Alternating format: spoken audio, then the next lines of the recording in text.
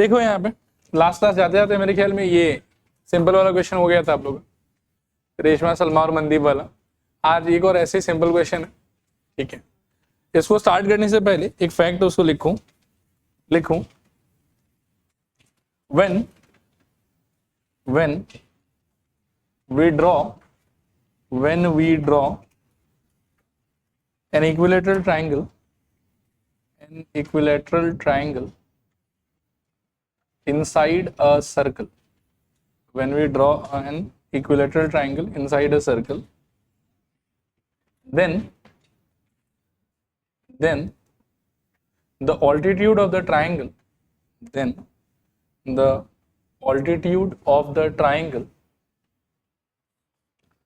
is divided in the ratio 2:1 by the center of the circle, is divided in the ratio 2:1 by the center of the circle, ठीक है। इसको बना भी लो थोड़ा सा, ये क्या बोलना चाह रहा है पहले आप लोग ड्रॉ कर लो फिर मैं समझा। वैसे तो इस फैक्ट का आगे चल के आप लोगों को प्रूफ वगैरह पे मिल जाएगा, बट अभी प्रूफ पे ज्यादा टाइम पास नहीं करेंगे। बस सिंपल एक चीज है, उसको सोचो और समझ के उसको याद रखने का ट्राई करो, ठीक है। आप सबसे पहले तो याद रखना कि ट्राइंगल किस टाइप का होना चाहिए आपका, इक्विलेटरल। उस इक्विलेटरल ट्राइंगल का किसी भी वर्टेक्स से अगर आप एक ऑल्टीट्यूड ड्रॉप करते हो तो वो ऑल्टीट्यूड एक तो सेंटर से पक्का पास कर रहा होगा, और सेंटर वाला जो पॉइंट है वो ऑल्टीट्यूड को 2:1 के रेशियो में डिवाइड कर रहा होगा। कहने का मतलब ये हुआ कि ओवरऑल सपोज करो कि इस पॉइंट को मैं डी कह दूं, और ए से लेके डी तक का डिस्टेंस अगर ऐसे रैंडमली मान लो मैं कि 30 सेंटीमीटर है, ठीक है, तो सेंटर से लेके ए तक का जो डिस्टेंस है वो पक्का उसमें 20 सेंटीमीटर होगा, और सेंटर से लेके डी तक का जो डिस्टेंस है पक्का उसके अंदर में 10 सेंटीमीटर होगा। ऐसा हमेशा होता है, ठीक है। और एक बार रिजल्ट को समझाओ कि हो जाएगा, समझ में आ गया ये चीज। अब इसको हम लोग थोड़ा सा यूज करेंगे इस क्वेश्चन के अंदर। मैं आप क्वेश्चन गो थ्रू करूं और डायग्राम से कंपेयर करूं, फिर बात करते हैं। देखो इस सवाल में क्या कह रहा है, बहुत इजी है। ये कह रहा है कि सर्कुलर पार्क, मतलब गोल आकार का कोई पार्क होगा, of radius 20 metre, is situated in a colony. 3 boys, Ankur, Syed और डेविड, तीनों अलग अलग धर्म का, are sitting at equal distances on boundary. अब ये देखो, ये जो इक्वल डिस्टेंसेस वाला बात बोल दिया ना, इससे हमको समझ में आता है कि उनको जोड़ने वाला जो ट्राइंगल बनेगा वो ट्राइंगल कैसा होगा, इक्विलेटरल ट्राइंगल। आगे देखो, each having a toy telephone in his hand to talk to each other. ये मतलब 1990s का क्वेश्चन है। उस टाइम पर ऐसा होता था कि माचिस के डिब्बे में क्या ना कि रस्सी लगा के, मतलब एक रस्सी ले लिया इतना बड़ा, इधर भी माचिस का डिब्बी लगा दिया, इधर भी डिब्बी लगा दिया, और बच्चा लोग फोन खेलते रहता था।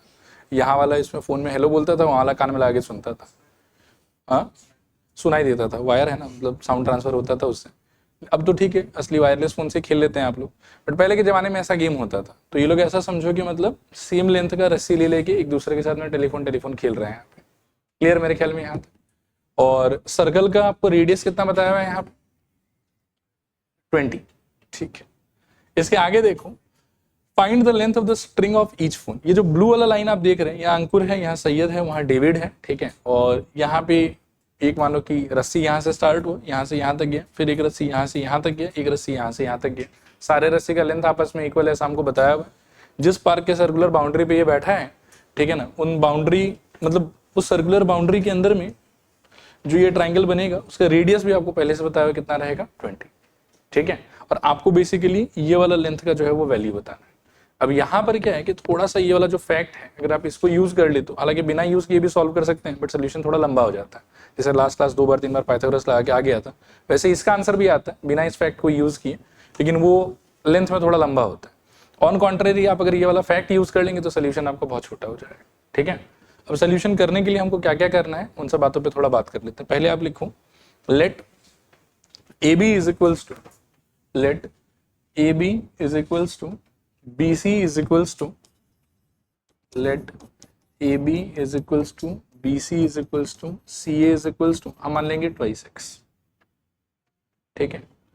अभी 2x मानने का क्या लॉजिक है वो भी मैं थोड़ा शेयर करता हूँ आपके साथ में। यहाँ देखो, ये वाला जो लेंथ है या ये वाला जो लेंथ है या ये वाला जो लेंथ है, हम इसको मान के बिगिन करेंगे कि ये 2x है। रीजन क्या है, देखो थोड़ी देर के बाद में हम परपेंडिकुलर ड्रॉप करेंगे और पूरे लेंथ का हो जाएगा आधा। तो जनरली बच्चों के मन में रहता है कि सर x मान के स्टार्ट करते ना बढ़िया रहेगा, तो आप अगर इस पूरे को x मान के स्टार्ट करोगे तो जिस मौके पे ये आधा होगा तो उस टाइम पर आधे हिस्से का वैल्यू कितना हो रहा होगा, x/2। तो आपको फ्रैक्शन के साथ में डील करना पड़ेगा। ऑन कॉन्ट्ररी शुरू में ही यदि आप इस पूरे को 2x मान लेते हो तो आधा करने पे 2x वो कितना हो जाएगा, x। तो आपका जो कैलकुलेशन वाला पार्ट रहेगा वो उससे कैसे वो थोड़ा सा आसान हो जाएगा, ठीक है। इसीलिए हम x मान के नहीं स्टार्ट कर रहे हैं, क्या मान के स्टार्ट कर रहे हैं, 2x। तो एक बार इसको 2x मान लिया, समझ में आया ये वाला चीज। इसके आगे लिखूं, late AM perpendicular BC is drawn, let AM perpendicular BC is drawn, ठीक है। अच्छा यहाँ बोर्ड की तरफ देखो, ये AM एरा गैरा परपेंडिकुलर है कि ये वाला कंडीशन सेटिस्फाई करने वाला परपेंडिकुलर है, ये वाला कंडीशन सेटिस्फाई करने वाला परपेंडिकुलर है। तो हम क्लेम कर सकते हैं कि इसका जो सेंटर होगा सर्कल का वो इस परपेंडिकुलर को कौन से रेशियो में डिवाइड कर रहा होगा, 2:1। तो लिखो क्लियरली आप ऐसा लिखो, AO is to OM, AO is to OM। वो मिड पॉइंट नहीं है, वो सर्कल का सेंटर है। तो ये जो पुराना फैक्ट हमने यहाँ पर देखा था ना कि सेंटर जो है वो अल्टीट्यूड को 2:1 के रेशियो में डिवाइड करेगा, उस चीज को यहाँ क्लेम कर, AO is to OM equals to 2:1, ठीक है। चलेगा यहाँ तक। इसके आगे लिखूं, now let AO is equals to 2K and OM is equals to K, AO is equals to 2K, OM is equals to K। बचपन में होता था ना कि राम श्याम का एज का रेशियो है 2:1 में, तो राम का एज ले लो 2x और श्याम का एज ले लो x। लेकिन यहाँ पर x शब्द का तो मतलब लेटर का तो ऑलरेडी आप यूज कर चुके हो, तो इसीलिए क्या है कि आप x नहीं यूज कर सकते हो, k यूज कर रहे हो, ठीक है। इसके आगे लिखो, अगेन रेडियस इक्वल्स टू, कितना दिया हुआ रेडियस आपको, रेडियस का वैल्यू दिया हुआ शायद 20, लिखो again radius is equals to 20, therefore AO is equals to 20, therefore AO is equals to 20, this implies 2K is equals to 20, this implies K is equals to 10, K is equals to 10। चलेगा यहाँ तक, 2 काट लिया दोनों side से, K equals to 10, therefore लिखो OM का value क्या था हमारे हिसाब से, K ही तो था, is equals to 10, OM is equals to K is equals to 10। नीचे लिखो therefore अब यहाँ एक बार बोर्ड की तरफ देखो, हमको पहले से ही पता है कि AO का लेंथ कितना होगा 20 और OM का लेंथ अभी अभी कितना मिला है हमको 10, तो ओवरऑल A से लेके M तक पूरा कितना हो जाएगा 30। लिखूं therefore AM is equals to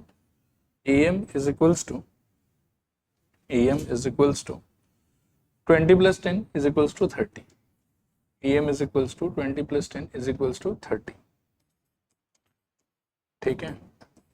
आगे लिखो अगेन एक चीज यहाँ बोर्ड की तरफ देखो, एक बार स्कूल में आप लोग कंसल्ट कर रहे हैं, अगर बोले कि पूरा डिटेल में दिखाना है तो आप 2 लाइन ज्यादा लिख देना, मैं एक बार थोड़ा शॉर्ट में लिखा रहा हूँ। हम क्या है कि बहुत ही आसानी से ट्राइंगल ABM और ट्राइंगल ACM को कॉन्ग्रुएंट प्रूव कर सकते हैं। बोलोगे कैसे, तो AB is equals to AC I will say कि गिवन, ठीक है। Next I will say AM is equals to AM common. Next I will say कि देखो यार परपेंडिकुलर बनाया है तो इधर का एंगल M और इधर का एंगल M दोनों का वैल्यू कितना होगा 90 डिग्री, तो RHS से दोनों ट्राइंगल क्या हो जाएगा कॉन्ग्रुएंट।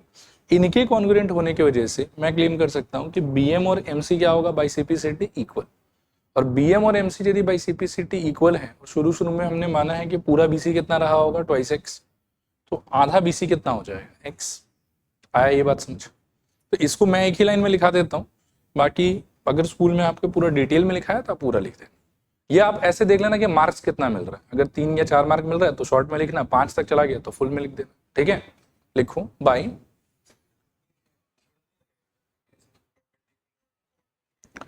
वो वाला थ्योरम भी लगा सकते हो, लेकिन RHS से बोल दो ज्यादा बेटर है, क्योंकि इस वाले पार्ट को हमने प्रूफ नहीं किया ना कि ये सेंटर से पक्का पास कर रहे हो, तो मैं ऐसे ही मतलब इस फैक्ट के बेसिस पे ही मान के चल रहा है, ये जो शुरू में बताया था लगा सकते हो, हालांकि वो भी तो सोच रहा हो गलत नहीं है, लेकिन यहाँ पर RHS ज्यादा बेटर सूट करेगा। लिखो by RHS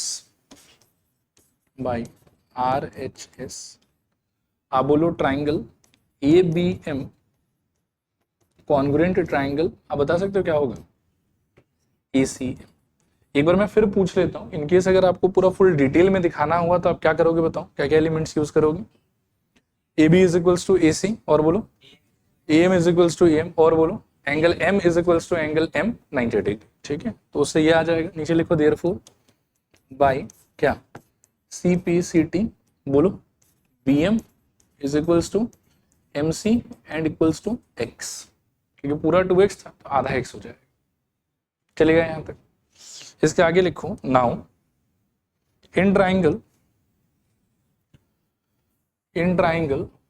A B M, in triangle A B M, ठीक है। लिखो अच्छा, यहाँ देखो ट्राइंगल ए बी एम में अगर आपने पहले से ही ऑल्टीट्यूड बना रखा था तो ऑब्वियसली आप क्या अप्लाई कर सकते हैं, पाइथागोरस अप्लाई कर सकते हैं। तो उस हिसाब से क्या हो जाएगा बताइए, A B square is equals to, मेरे विचार में B M square plus A M square, ये समझ में आ रहा है। यहाँ से ए बी आपके एजम्पशन के हिसाब से क्या है, बोलो ट्वाइस एक्स का होल स्क्वायर, बी एम क्या है आपके हिसाब से एक्स का स्क्वायर, ए एम क्या है आपके हिसाब से 30 का स्क्वायर, ठीक है। चलेगा यहाँ तक सब कुछ। अच्छा इसको खोलिएगा तो क्या आएगा बताइए, 4x square is equals to X square plus I think 900, ठीक है।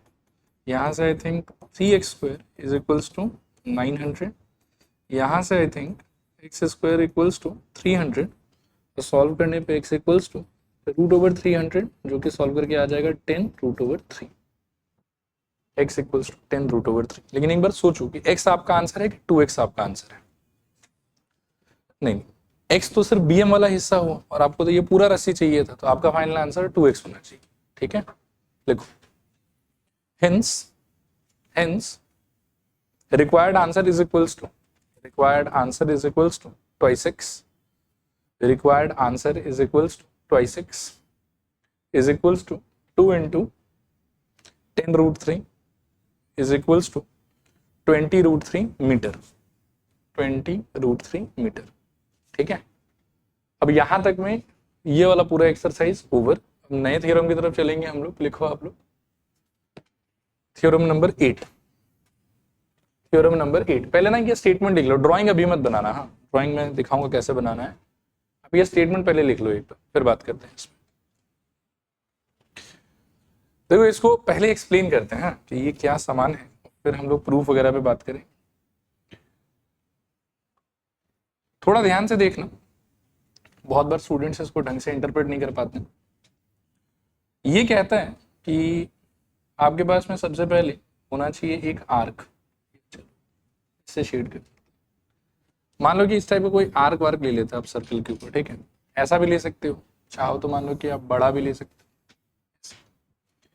अब आप एक बार थोड़ा सोच के मेरे को बताना कि इस वाले सिचुएशन में पिंक वाला पार्ट को आप क्या बोलोगे, major arc minor arc, minor arc, और ग्रीन वाले को क्या बोलोगे, मेजर आर्क। इसमें क्या बोलोगे, पिंक वाला मेजर आर्क है और ग्रीन वाला क्या है आपका माइनर आर्क।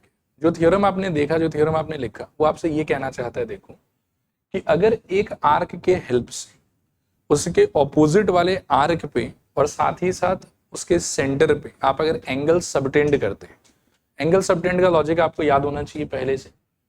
एंगल सबटेंड मैंने आपको समझाया था कि एंगल सबटेंड का मतलब होता है कि कोई भी ऐसा लाइन फाइन रहेगा कुछ, ठीक है, और इसके दोनों एंड पॉइंट को आप एक जगह ले जाके क्या करिएगा, जोड़ दीजिएगा इस तरीके से।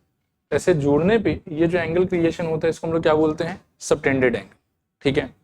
अब यहां पर क्या करना है आपको कि जिस आर्क को आप देखना चाह रहे हैं ना, उस आर्क के दोनों एंड पॉइंट से आपको एक बार सेंटर पे एंगल क्रिएट करना है।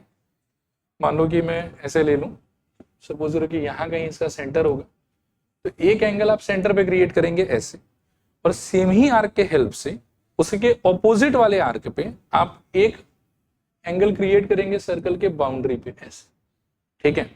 तो इस सिचुएशन में इस आर्क ने सेंटर पे जो एंगल क्रिएट किया होगा उसका value will be double of the value created at the boundary of the circle. फिर से मैं रिपीट करता हूं, धीरे धीरे सुनना, सोचना। इस पे बहुत अच्छा 1 मार्क 2 मार्क का क्वेश्चन बनता है, और अप्लाई करना बहुत बार लोग जो है वो ढंग से सीख ही नहीं पाते, बिकॉज उनको रिजल्ट ही क्लियर नहीं होता। तो हम टाइम लेके पहले रिजल्ट को समझें। फिर से मैं रिपीट कर रहा हूं, पहले आपको सर्कल का एक आर्क लेना है, ठीक है। उस आर्क के दोनों एंड पॉइंट के हेल्प से एक एंगल आप क्रिएट करना है सेंटर पे, और सेम आर्क के दोनों एंड पॉइंट के हेल्प से एक एंगल आपको क्रिएट करना है ऑपोजिट आर्क के कोई भी बाउंड्री पॉइंट पे, ठीक है। मैंने जरूरी नहीं है कि मतलब मैंने यहां बनाया तो हर बार यही बनेगा, इधर भी बन सकता है, इधर भी बन सकता है, इधर भी बन सकता है, कहीं भी बन सकता है। एक एंगल होना चाहिए कहां पे, सेंटर पे, और एक होना चाहिए ऑपोजिट आर्क के बाउंड्री के किसी भी पॉइंट पे। इस सिचुएशन पे सेंटर पे बनने वाला एंगल बाउंड्री पे बनने वाले एंगल से डबल होगा। आप उल्टा भी बोल सकते हो कि बाउंड्री पे बनने वाला एंगल सेंटर पे बने हुए एंगल का हाफ। कहने का मतलब इसको यदि मैं बोलूं कि ये 50 है तो ऑटोमेटिकली ये कितना हो जाएगा, 100 हो जाएगा। मैं अगर बोलूं कि सेंटर वाला जो है वो सपोज करो कि 80 है, ऐसे रैंडमली बोल रहा हूं, तो बाउंड्री वाला ऑटोमेटिकली उस मौके पे कितना हो जाना चाहिए, वो हो जाना चाहिए 40। देखो आइडिया समझ में आ रहा है कि नहीं, ठीक है। वो ऐसे सिचुएशन में भी हो सकता है, सेम चीज ऐसे सिचुएशन में भी हो सकता है, कोई इशू नहीं है। इस सिचुएशन में लेकिन क्या कि देखने में थोड़ा सा मतलब क्या है कि अलग टाइप का दिखेगा। सेंटर पे जो एंगल बन रहा होगा वो ऐसे बन रहा होगा, देखो इस टाइप से, समझ। और दूसरा एंगल कहां बनाना है आपको, सेम आर्क पे या ऑपोजिट आर्क, ऑपोजिट आर्क। तो उस सिचुएशन का एंगल कैसा होगा, सोचो एक बार जरा। उसका सिचुएशन का एंगल होना चाहिए इस टाइप, ठीक है। और इस सिचुएशन में भी ये वाला एंगल का वैल्यू इस वाले एंगल का कितना होना चाहिए, डबल होना चाहिए। कहने का मतलब है कि सपोज करो इसको कुछ आप 100 बोल दो तो ये कितना हो रहा हो, 200 हो रहा। देखो आया समझ के नहीं आया समझ, ठीक है। इंग्लिश की language again I will say कि बिल्कुल इंपॉर्टेंट नहीं है। जो मैं आपको रिजल्ट समझाने का ट्राई कर रहा हूँ आप उस पर फोकस करो, ठीक है। एक बार बिना देखे मेरे को बताने का ट्राई करो तो क्या रिजल्ट था। पहले हमारे पास में क्या होना चाहिए, एक आर्क होना चाहिए। उस आर्क के हेल्प से हमको कहां कहां पे एंगल ड्रॉ करना हो, एक बार सेंटर पे और एक बार उसके ऑपोजिट वाले आर्क पे, ठीक है। तो सेंटर पे जो एंगल बनेगा उसका value will be double of जो ऑपोजिट आर्क पे एंगल बनेगा उससे। ये ऑपोजिट आर्क पे जो एंगल बनेगा that will be half of जो एंगल सेंटर पे बनेगा। देखो आया समझ के नहीं आया समझ, ठीक है। और इसमें बहुत इंपॉर्टेंट है कि जो आप बाउंड्री पे एंगल ड्रॉ करोगे ना वो ऑपोजिट आर्क पे ही होना चाहिए, सेम आर्क पे नहीं होना चाहिए। जिसके हेल्प से आपने सेंटर पे एंगल बनाया उस आर्क पे वो एंगल नहीं होना चाहिए। जैसे मैंने इस पिंक वाले के हेल्प से अगर सेंटर पे एंगल बनाया है तो इसका जो दूसरा एंगल है बाउंड्री वाला एंगल है वो इसके ऑपोजिट आर्क पे होना चाहिए। देखो आया समझ के नहीं आया समझ, क्लियर है। आओ एक बार अब थोड़ा सा इस रिजल्ट को पढ़ के देखते हैं क्या बोलता है। The angle subtended by an arc at the centre is double the angle subtended by it at any point on the remaining part of the circle. ये opposite arc of the circle बोल देना चाहिए था, ज्यादा better होता, ताकि दोनों का मीनिंग सेम। बोलो आया समझ कि नहीं आया समझ, थोड़ा आया पूरा है पक्का। 5 मिनट फिर से और रुकना है आप लोगों को। मैं इसको 3 डायग्राम से प्रूव करूंगा। फिर से एक बार स्कूल में कंसल्ट कर लेना आप, कोई कोई स्कूल में एक ही डायग्राम से प्रूव कराता है, कोई कोई स्कूल में 3 डायग्राम से प्रूव कराता है। मैं आपको तीनों का दिखा देता हूं। अगर आपके स्कूल में एक को फॉलो कर रहा हो तो आप एक वाला ही बना, ठीक है। करें स्टार्ट, ठीक है। हालांकि तीनों का एक्सप्लेनेशन तो सेम ही है। आप 2 मिनट बस अच्छे से देखो, एक बार कुछ लिखना विखना मत, पहले सुन लेते हैं, समझ लेते हैं, फिर बात करें। एक्चुअली 3 डायग्राम क्यों हो जाता है उस पर भी थोड़ा चर्चा कर लेता हूं। जो आप आर्क लेंगे ना वो कितने टाइप का हो सकता है, गेस कीजिए। मेरे ख्याल में 3 टाइप का हो सकता है। सही सोच, कैसे 3 टाइप का हो सकता है बताओ। माइनर हो गया छोटा वाला, उस केस में ऑपोजिट वाला आपका मेजर हो जाएगा। फिर आप मेजर आर्क यहाँ पे ले सकते तो ऑपोजिट वाला क्या हो जाएगा, माइनर हो जाएगा। और तीसरा क्या है कि आप पहले आर्क को ही सेमी सर्कल ले लो, एग्जैक्टली। आया बात समझ। अभी देखो मैं थोड़ा प्रूफ दिखाने का आपको ट्राई करता हूँ, ध्यान से देखना। सपोज करो कि हम इस आर्क के हेल्प से काम करना चाह रहे हैं, ठीक है ना। तो उस सिचुएशन में जो सेंटर वाला एंगल होगा वो शायद कुछ ऐसा दिखेगा और जो बाउंड्री वाला एंगल होगा वो शायद से कुछ ऐसा दिखेगा, ठीक है। और मैं फिर से रिपीट कर दूं, जरूरी नहीं कि यहाँ पे हो, आपको परेशान करने के लिए मैं जानबूझ के ऐसा डायग्राम भी बना सकता हूँ। इस सिचुएशन में भी ये रिजल्ट वैलिड रहेगा, टेंशन नहीं लेना, ठीक है। भी चलते हैं अपन एक सेकंड, हालांकि अभी के लिए ऐसे बना लेते हैं। अब इसका भी प्रूफ समझाने के लिए एक और चीज है, उसको भी मैं रिमाइंड करा देता हूं आपको। आप लोगों को ट्राइंगल का एक्सटीरियर एंगल प्रॉपर्टी याद है, क्या होता था बताओ। मान लो कि ये कोई ट्राइंगल है, इसमें फर्स्ट ऑफ ऑल इसको एक्सटीरियर एंगल बोल सकते हो कि नहीं बोल सकते हो वो सोचो। ये ट्राइंगल का नाम क्या हो गया बताओ, ए बी सी। और इस पॉइंट को अगर मैं डी कह दूं तो एंगल ACD का वैल्यू, ठीक है ना, which is a kind of exterior angle, will be equals to what, angle ABC यानी कि ये वाला एंगल प्लस एंगल BAC यानी कि ये वाला angle. Exterior angle is equals to sum of remote interior angles. चलेगा यहां तक। इस चीज का हमको थोड़ा यूज करना पड़ेगा, ठीक है। अब देखो, इनको मैं बाद में कंप्लीट कर दूंगा, पहले इससे समझा देता हूं अच्छे से। अब आप देखो कि ये आपका सर्कल हो गया, सर्कल के सेंटर को सपोज करो कि हम कुछ बोल देंगे, ओ बोल देंगे, ठीक है ना। इस पॉइंट को ए कह देते हैं, इसको बी कह देते हैं और इसको मान लो कि हम लोग सी कह देते हैं। फिर हम क्या करेंगे, in the name of construction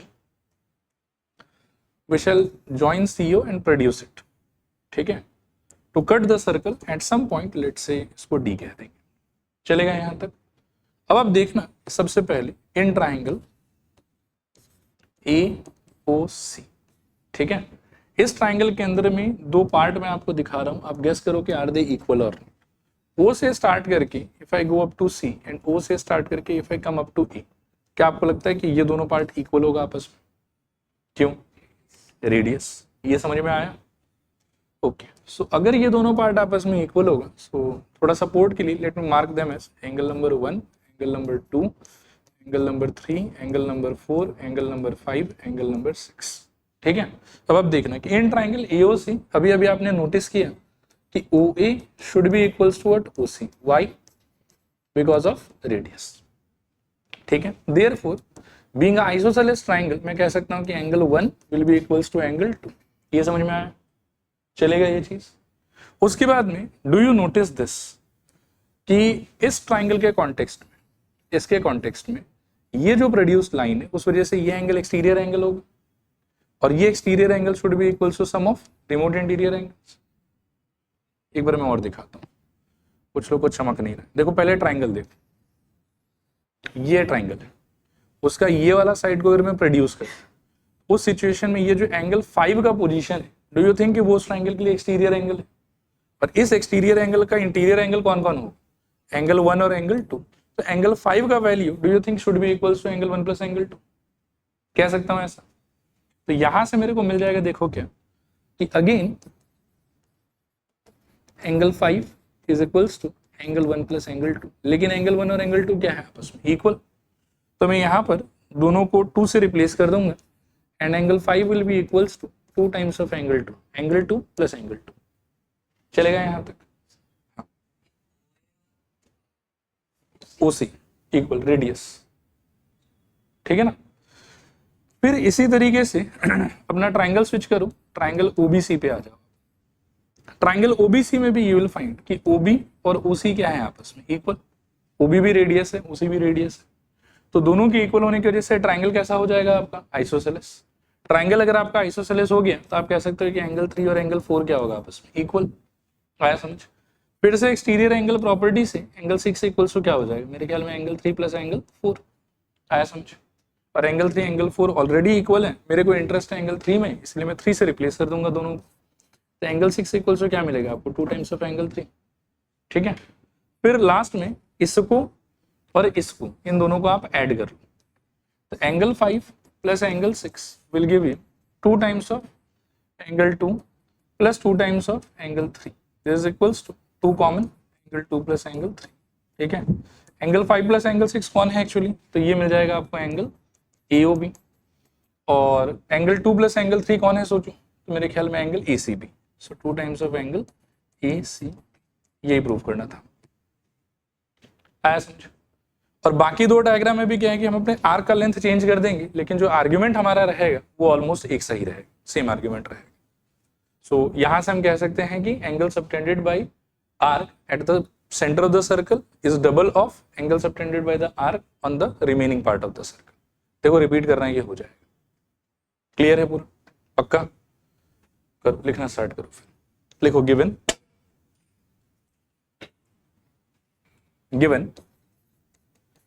given में लिखो let there be a circle with center O and radius R, center O and radius R, ठीक है। let AB is an arc of the circle, let AB is an arc of the circle, full stop. Let C be any point on the opposite arc. let C be any point on the opposite arc. ठीक है, फिर लिखूं given हो गया to proof, इसमें लिखना angle AOB is equals to 2 times angle ACB. Angle AOB is equals to 2 times angle ACB. ठीक है, फिर लिखूं angle AOB is equals to 2 times angle ACB. इसके आगे लिखूं construction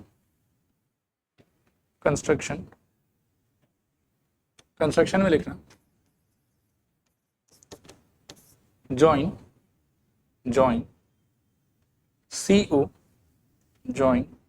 CO and produce it to meet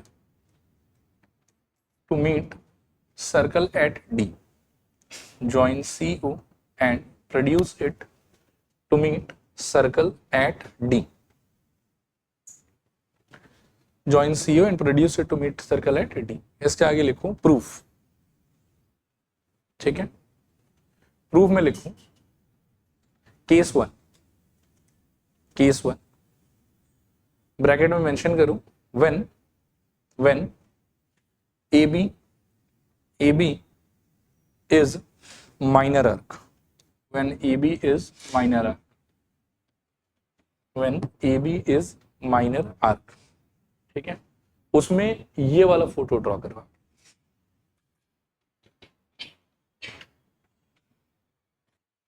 लिखूं ये वाला सारा लिखना, मैं एक बार डिक्टेट कर देता हूं। देखो in triangle AOC OA is equals to OC, bracket में रीजन देना रेडियस, नीचे लिखो therefore angle 1 is equals to angle 2, equation 1, ठीक है, फिर लिखो again angle 5 is equals to angle 1 plus angle 2, angle 5 is equals to angle 1 plus angle 2, इसका reason देना exterior angle property, angle 5 is equals to angle 1 plus angle 2, exterior angle property, ठीक है, this implies angle 5 is equals to angle 2 plus 2 times angle 2, angle 5 is equals to 2 times angle 2, side में reason देना from 1, ठीक है, और इसको overall mark कर लो equation 2, आगे लिखो अगेन इन ट्राइंगल OBC लिखो OB is equals to OC, this implies angle 3 is equals to angle 4, this implies नहीं, angle 3 is equals to angle 4, इसको कुछ मार्क कर लो, कितना होगा ये 3, इसके आगे लिखो again angle 6 equals to angle 3 plus angle 4, again angle 6 is equals to angle 3 plus angle 4, reason देना exterior angle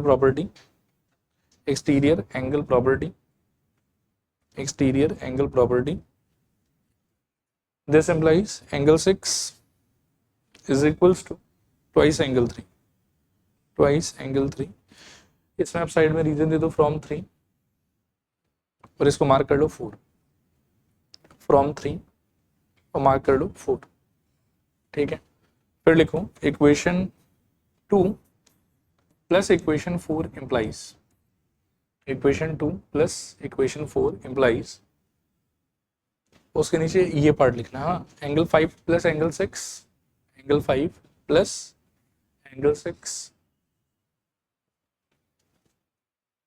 is equals to twice angle 2 plus twice angle 3, this implies angle 5 plus angle 6 is equals to 2 common angle 2 plus angle 3, 2 common, angle 2 plus angle 3।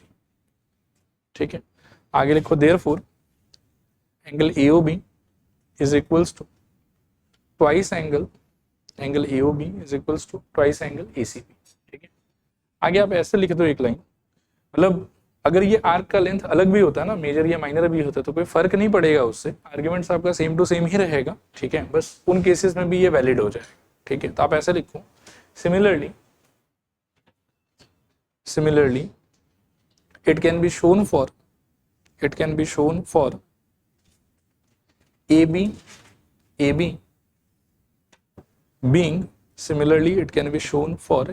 being लिखना major arc, for AB being major arc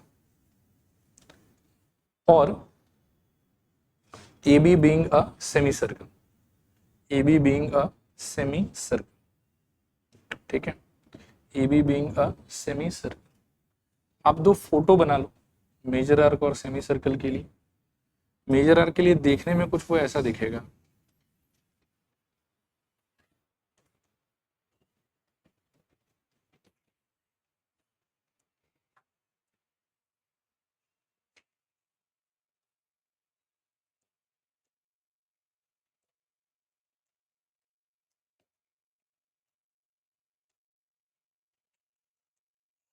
semi circle में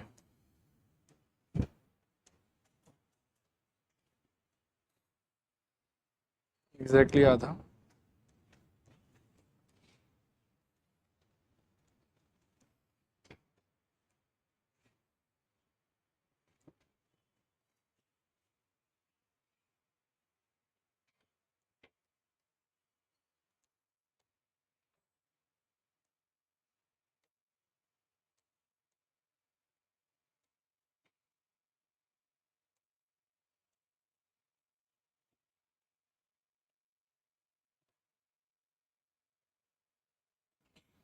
देखो आगे चल रहे हैं यहाँ से। अगला थ्योरम, इसको लिख लो आप लोग, फिर इसको भी समझते हैं क्या। Theorem number 9, angles in the same segment of a circle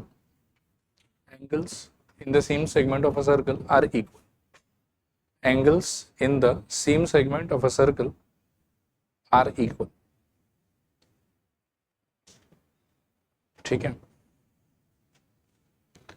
इसमें मैं कुछ और भी स्टेटमेंट्स लिखा रहा हूं। ठीक है ना, आप ऐसे लिखो, और देखिए एक और स्टेटमेंट लिखो, angle standing on the same segment are equal. Angle standing on the same segment are equal.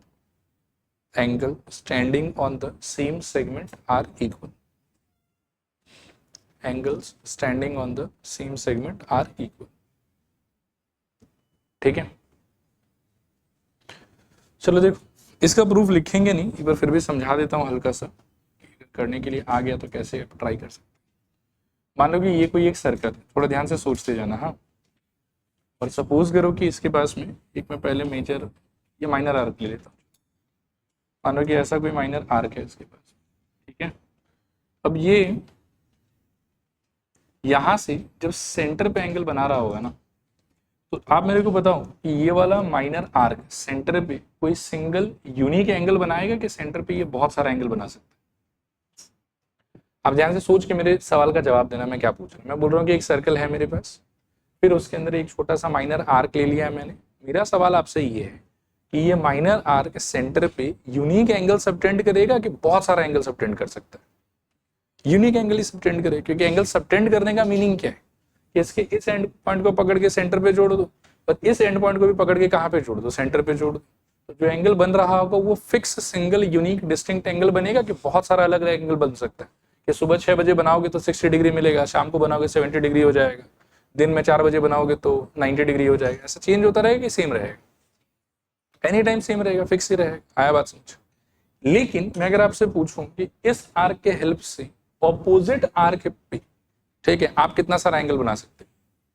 तो मेरे ख्याल में बहुत सारा बना सकते हैं। बोलो सर बहुत सारा कैसे बना सकते हैं? देखो भाई, कोशिश करके देखते हैं। मान लो कि ऐसे इससे स्टार्ट करा, इसको वहां जोड़, एक एंगल ये हो सकता है। फिर सपोज करो कि यहाँ से स्टार्ट करा और यहाँ ले जाके जोड़, एक एंगल ऐसा हो सकता है। मान लो कि मैं एक एक लाइन चेंज करता जाता हूँ ताकि डिस्टिंक्ट रहे थोड़ा सा, है ना। एक एंगल मान लो कि यहाँ भी बना सकते हैं, ठीक है। एक एंगल सपोज करो कि हम और भी एकदम बिल्कुल इधर कोने में बना सकते हैं ऐसे, ठीक है। कैसा लग रहा है? ठीक है। अभी सोचना मैं क्या बोल रहा हूँ, एक सर्कल है आपके पास, आपने एक छोटा सा माइनर आर्क ले लिया उससे। अब इस माइनर आर्क का सेंटर पे बनने वाला जो एंगल है वो तो फिक्स एक ही एंगल, ठीक है ना। लेकिन बचे हुए बाउंड्री के अलग अलग पॉइंट पे आप तो बहुत सारा एंगल बना सकते हैं, ठीक है। और हमने जो अभी भी पहली थ्योरम पढ़ा था एक, वो क्या बोलता था कि सेंटर पे जो एंगल बनेगा it will be double of boundary वाला एंगल, या बाउंड्री पे जो एंगल बनेगा that will be half of centre वाला एंगल। यहां तक बात समझ में आ रहा है? तो सेंटर पे तो यहां पर यूनिक एंगल बन रहा है, तो उस हिसाब से पिछले वाला थ्योरम को अगर वैलिड होना है, सपोज करो ऐसे रैंडमली मान लो कि मैं इसका वैल्यू मान लेता हूं कि 100 डिग्री, मान लो कि इसका वैल्यू 100 डिग्री, तो उस हिसाब से फिर इसका वैल्यू कितना होना चाहिए, इसका वैल्यू भी कितना होना चाहिए, इसका वैल्यू भी कितना होना चाहिए, इसका वैल्यू भी कितना होना चाहिए, 50।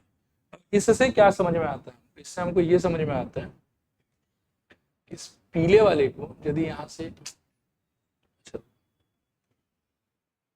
गलत चीज हिल रहा है,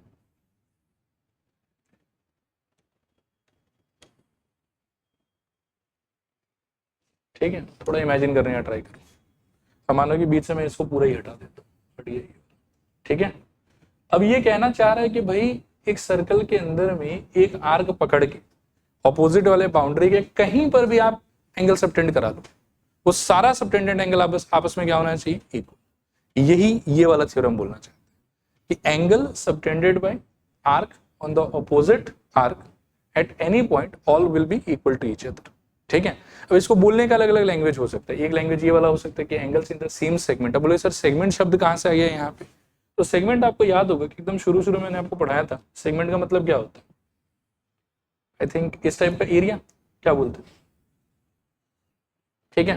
तो आइडिया वो आर्क वाला ही है, बस उसमें सेगमेंट वर्ड को जोड़ के फिर वैसे इमेजिन किया जाता है कि एक आप ऐसे सेगमेंट टाइप पकड़ लो, उसके दोनों बाउंड्री को पकड़ लो, और दोनों बाउंड्री को पकड़ के ऑपोजिट वाले आर्क के कोई भी पॉइंट पे आप एंगल्स अगर ड्रॉ करते हो, तो भले ही आपका एंगल वो देखने में अलग अलग पोजीशन पे दिख रहा होगा, लेकिन वो सारा एंगल का मेजरमेंट आपस में क्या होना चाहिए, इक्वल। क्यों इक्वल होना चाहिए वो मैंने आपको एक्सप्लेन करने का ट्राई किया, क्योंकि इस सेगमेंट की हेल्प से सेंटर पे जो आप एंगल बनाओगे वो तो फिक्स होगा आपका, ठीक है। और फिर जितना भी ऑपोजिट वाले बाउंड्री पे आप एंगल चाहो बना लो, कोई फर्क नहीं पड़ता, बट ऑपोजिट बाउंड्री पे बनने वाला हर एंगल सेंटर पे बने हुए एंगल का क्या होना चाहिए, हाफ। और अगर सेंटर पे बने हुए एंगल का हाफ होगा, अगर मान लो कि सेंटर के एंगल का वैल्यू था 100, तो बाकी सबका वैल्यू कितना होना चाहिए, 50। ये सेंटर पे बनने वाले एंगल का वैल्यू था मान लो कि 120, तो सारा बाउंड्री वाला एंगल का वैल्यू क्या होना चाहिए, 60। वो भले ही हमको अलग अलग ओरिएंटेशन में दिखाई दे रहा है, अलग अलग डायरेक्शन पे अलग अलग पोजीशन पे दिखाई दे रहा है, लेकिन सबका वैल्यू कितना होना चाहिए, 60। Therefore we can say कि all the angles standing on this segment या angle subtended by same segment are always what, equal. देखो आया समझ कि नहीं आया समझ? रिपीट करूं कि हो जाए पक्का? तो इसका प्रूफ लिख नहीं रहे, समझा दिया मैंने, ठीक है। नेक्स्ट आप ये इसके लिए एक बार अगर चाहो ना तो एक ऐसा फोटो बना के रख लो सपोर्ट के लिए, ताकि याद रहे कि ये क्या बोलना चाहता था। चलो ठीक है, अगला थ्योरम देखो तो फिर देखो, angle in a semi circle is a right angle, angle in a semicircle is a right angle, angle in a semicircle is a right angle, ठीक है।